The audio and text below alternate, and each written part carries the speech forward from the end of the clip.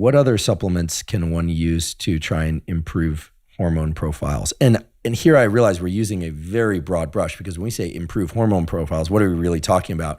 And for me, at least, I think about the subjective stuff. Do people feel like they are going to have more energy as a consequence of doing these things? Are they going to have the more optimized libido? Are they going to have more optimized recovery from exercise, right? Because, it's not clear to me that taking one's testosterone from 600 to 800 is always going to be a good thing, especially if estrogen is increasing in parallel. That could cause issues. It could certainly make things better. It could certainly make things worse, right? Mm-hmm. So with that backdrop, what are some of the other things people can take? And then we'll go back to this issue of what really is optimization. Let's briefly mention vitamin D, which is also a hormone. It's actually a sterol hormone. And if you have deficient vitamin D and you replace it, then you will optimize your testosterone. Let's also mention boron. So if you have a very high SHBG, boron can acutely help lower it, usually in a dose of 5 to 12 milligrams per day.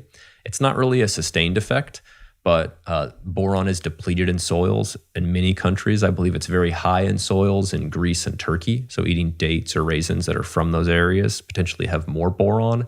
Boron also might be one of the reasons why the reference range for testosterone is much higher in those countries than other countries. And just to remind people, the SHBG, sex hormone binding globulin, is attaching to the testosterone molecule and limiting the amount of so-called free testosterone that's available to have its impact on cells.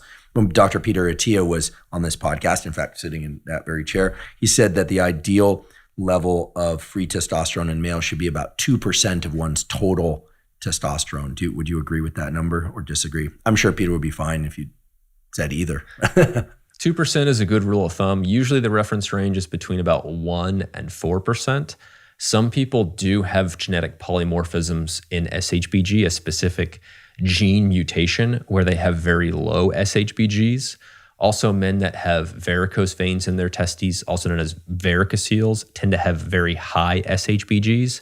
So that percentage would likely be less than 2%. So just because your percentage of free T to total T is a little bit above or below 2%, that's okay. We just need to figure out the reason why it is. How would somebody know if they have varicose veins in their testicles, especially if their testicles are still attached to their body? Mm-hmm. Sometimes it's hard to tell.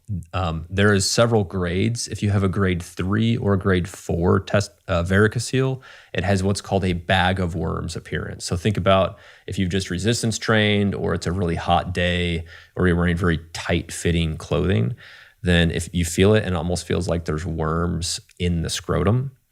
The other way is to do— It's a scary visual. Yeah, bag of worms. Yeah. Well, just that, yeah, anyway, I think parasites when I hear that, but that's not what you're referring to. You're talking about just the texture. The best way for most people to check is to Valsalva for a long period of time. When you Valsalva, venous return will decrease. Can you explain Valsalva for people? It's bearing down like you're lifting a weight or having a bowel movement, where you swallow, and a lot of times you can almost see buildup of blood in your jugular veins as well. So you have decreased blood return to the heart and increased blood in the veins themselves.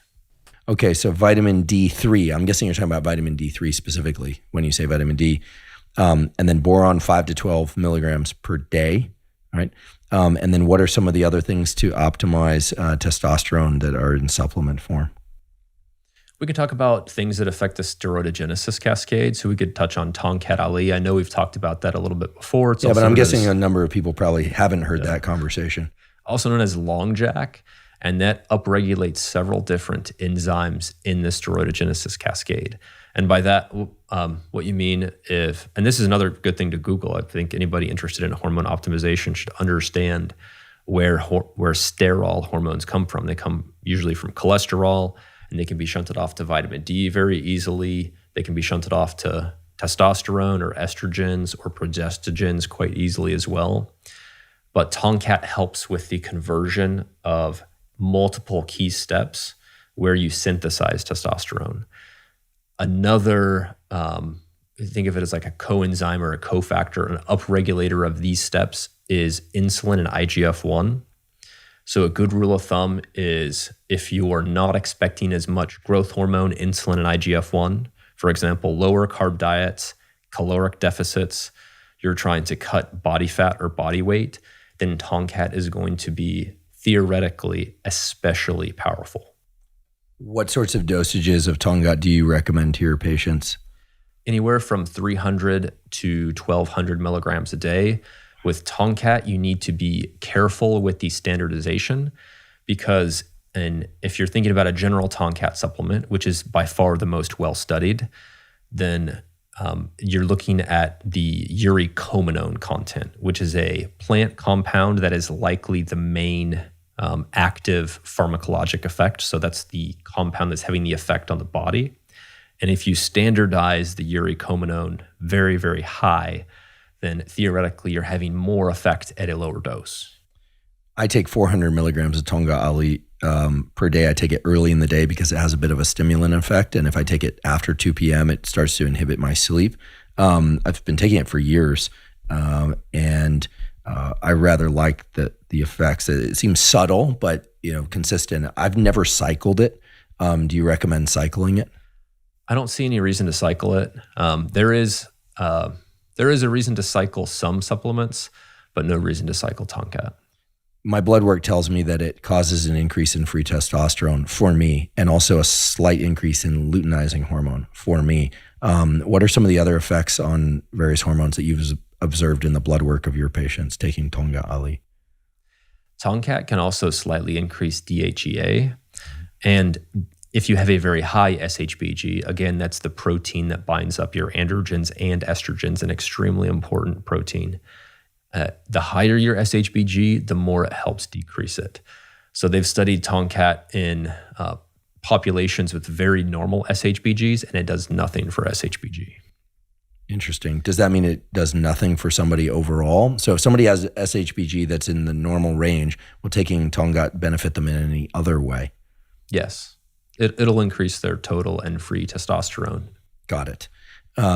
Okay. Is it known to have effects on anything else like thyroid hormone, growth hormone, or is it purely in these steroid synthesis pathways? Or steroid, I should say, synthesis and receptor and modulation pathways? There's no direct effect on those pathways. However, anytime you alter your free androgen or free estrogen, particularly one without altering the other, it will alter the binding protein that binds thyroid hormones. So any change you make, whether it's natural optimization or hormone replacement, you're going to slightly skew your thyroid hormone profile. Okay, so Tongkat Ali, this it's a broad range, 300 to 1,200 milligrams per day, and I realize that the source matters there. What are some of the other hormones that you prescribe to your patients who do not want to go on testosterone replacement therapy or take exogenous DHEA or anything like that? We could talk about Fedosia next. Fedosia is interesting because it's a genus of plants. Fedosia agrestis is one of them. There's many others that are very interesting. That species is likely the most well-studied, and it will increase LH. So I would not consider it an LH mimetic, so it doesn't really mimic it, but it increases the release of luteinizing hormone from the pituitary. That's a hormone that binds to the Leydig cell, to the LH receptor, kind of like HCG does. And it will increase the release of testosterone. I see. So I think for people that aren't familiar with HCG, so human chorionic gonadotropin is basically synthetic luteinizing hormone, and luteinizing hormone is the hormone released from the pituitary that is going to travel down to the testes to stimulate the production of sperm and testosterone, but mainly testosterone. Is that correct? Mostly correct. Technically, synthetic LH is also known as little r LH or recombinant LH. And HCG can be synthetic, but often it is just refined from the urine of pregnant ladies since the placenta makes it. That's why it's called chorionic gonadotropin. So where are they getting all this pregnant women's urine? I mean, is there a location? I mean, not that I want to go there. Donation, Really? So there are women first that are trimester pregnant ladies. It's very high. Donating their urine, and then they're purifying it. And then men are injecting it. Yes. Wow. And that's actually the same for menopausal ladies. So first trimester pregnant ladies, that's how you can make, non-synthetic HCG. And then for minotropins, which are also known, there's a couple of different names for it, like Minopure. You have menopausal ladies that have very high LH and FSH, and then you refine the FSH and LH. Okay, so moving away from the sources and from urine, Phaedogia agrestis, what dosages do you have patients take? I've heard of some potential toxicity to the testicular cells. There was one study, and this is a rat study, but you can equate the dose of toxicity in rats and humans. They did not give these rats any antioxidants, but it increases a couple different like pro-inflammatory markers. One is GGT, or gamma-glutamyl transferase, comes from both the testes and the liver, and one is alkaline phosphatase, also known as ALK-Phos, again coming from both areas. There are several different ways that you can attenuate this increase, and you can also just check to see if you have increased. In the rat dose that equates with humans that had no effect, so the safe dose, was an average of 300 milligrams a day. So that would be 300 milligrams a day in humans is the dosage that did not have toxicity, correct? Correct. And often, even if there is toxicity in rats, there is not toxicity in humans, so it's not directly equitable. But to be safe, another regimen that I have people take is 600 milligrams every other day, or 600 milligrams 3 times a week, often Monday, Wednesday, Friday. This is very interesting and relevant because I've been taking Phaedogia for some period of time. All my markers and tests indicate that there's no toxicity, but I've been taking 600 milligrams per day, but I've been cycling it for about 8 to 12 weeks on and then a few weeks off. But based on what you're saying, I'm thinking maybe 3 times per week or every other day might be better. Is that right? If you weren't going to get any labs, that is certainly the regimen that you want. If you're going to check your GGT and ALK-Phos, or even take other things to prevent those from increasing, then you can certainly be more aggressive with your Phaedogia dosing. You can increase it quite a bit, and it has a dose-dependent response in both the activities associated with high testosterone and also just LH and testosterone. So a more aggressive regimen would be 600 milligrams daily for a month, and then take 1 to 2 weeks off. Great. I think that's more or less what I've been doing.